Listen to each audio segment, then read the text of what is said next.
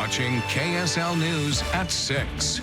Welcome back. A bill regulating name, image, and likeness deals for college athletes and one requiring golf courses to report their water usage are both here raising issues of government transparency. Each would make their findings off limits to the public.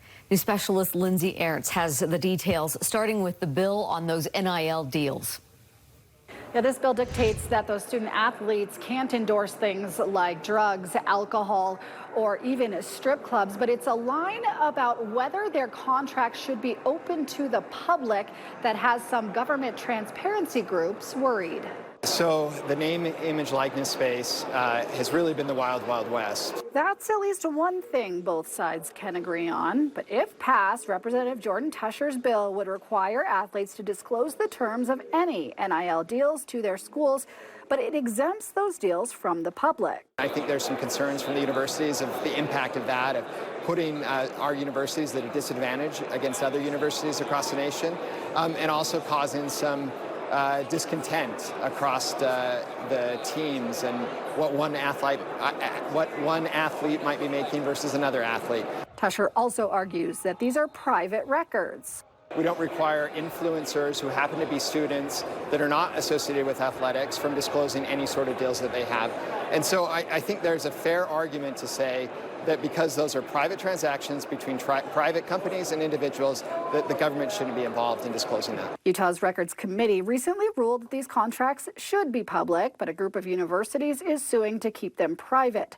Jeff Hunt is defending KSL's sister station in that suit. He also represents the Utah Media Coalition, of which KSL is a part. Essentially be a black box that the citizens of Utah would have no idea what kind of deals these are, whether they're complying with the statute or with NCAA regulations, and that's just not the kind of government we have. He argues public deals can open up competition for athletes, setting a market price.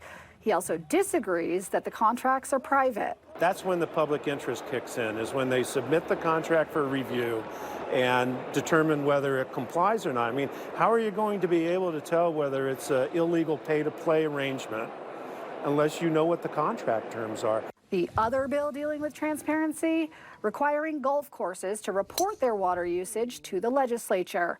Those findings would also not be subject to Utah's public records laws. Yeah, sprinkler shaming is a real issue. Senator Dan McKay argues many golf courses are private users. Like their individual uses, we don't make that subject to grandma. And just if you treat the golf courses the same as everybody else is treated, I feel like that's fair. He argues that by keeping the records private, the golf courses will at least allow the legislature to monitor their water use. They're a happy medium with the transparency piece where the public golf courses should be subject to grandma laws, but maybe not the private ones. Not if I want the bill to pass. Yeah, now both of these bills are just starting their legislative journey, so it's possible these transparency issues within them could change before they get final approval. Reporting at the Capitol, I'm Lindsay Ertz.